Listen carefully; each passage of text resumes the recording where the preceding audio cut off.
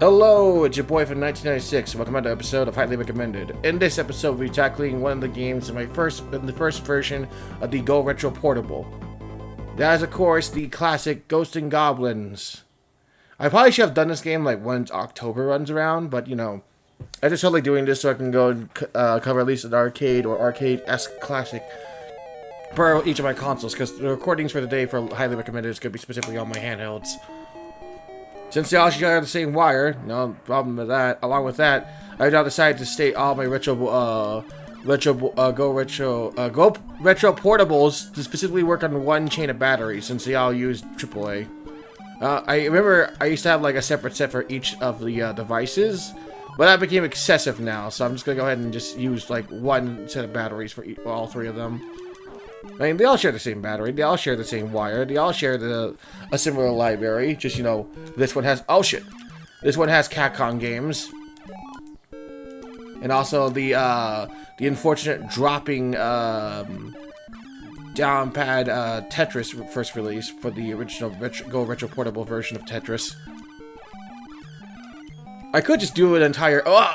I got killed by the freaking red armor or red devil, as we're referring to it. I'm gonna see if I can try at least getting to the first stage, because, you know, this game gets ridiculously hard. We have infinite continues, but I don't want to go for the whole thing. I tried it before, back then, the arcade version. That sucked! I don't need to go and drown myself in sand. Oh, come on, the fire and insanity. If there's one thing we all know about Ghosts and Goblins, because of the famed AVGN episode, is step 1, get the knife. Step 2, get the knife. Step 3, question mark, question mark, question mark. Step 4, profit.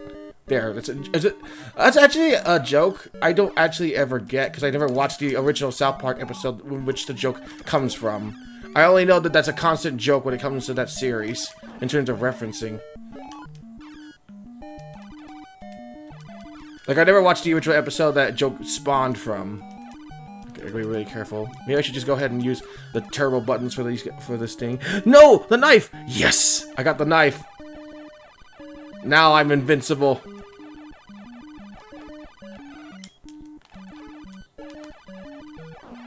There we go.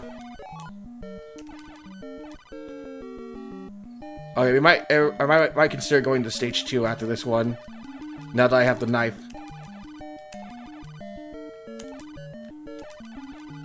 Just gotta wait for these guys to fly. Don't even know why these guys appear, only for like this stage alone. Like, I know the ghosts and other enemies appear, but just not those guys. Like, what is their purpose in a sense? Oh, look, it's the famous, one icon that always specifically appears in every Capcom game. I don't actually remember where it comes from.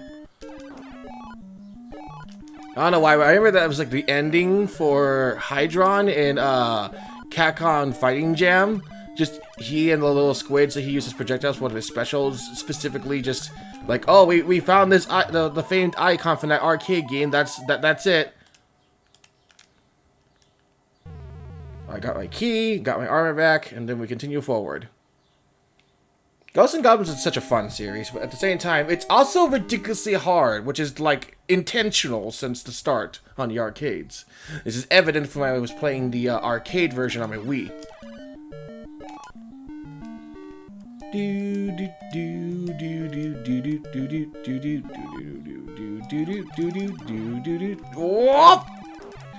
I'm surprised I survived that. The one problem I have in terms of jumping with Sir Arthur is specifically his momentum sometimes just stops entirely whenever he jumps. I don't know if I have to move first and then jump. It's kind of hard to detail because of the dang D-pad I'm working with here, since I'm using a portable device. Oh, speaking of which, to date the episode, the episode's gonna be dated anyways.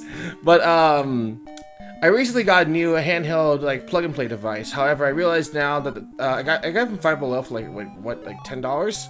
The thing is, I realized that it's a device that I already own, as in, like, see, I keep stopping in place. That's the problem with this, D-pad.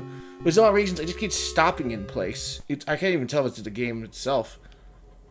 I probably should try it again when I play the Switch version, which is like the NES version, but, you know, the D-pad's a little bit more responsive there than it is with this one. But, it's basically a, one of those handheld plug-and-plays you can get from, like, Chinatown or whatever. that has like multiple NES games all in one. Surprised that Five Below of all places is selling that. Well, I have it now. At least the game library is a bit different. It is a little bit different from the one I actually own before buying this one. I think the funniest part is that it's just a red variant of the thing. If given time, I would have bought a different one that's the same thing, except it has an extra, like, plug, which is actually used for the 2-player controller. Because, of course, this thing can do 2-player. These freaking goblin things and these crows. Remember, quick. I got Arthur. Stop standing still. This is what I mean by I have a problem with the dang D-pad for this game. Does Arthur just stand still for some reasons? Like, I'll go ahead and take a damage. Where the hell? Okay, we're here. It's hard to tell, like, in terms of this area. See, he always stops in place sometimes. It's because of this dang D-pad. And I fell! I was just trying to turn. Oops, I pressed the reset button. Dang it. Shit.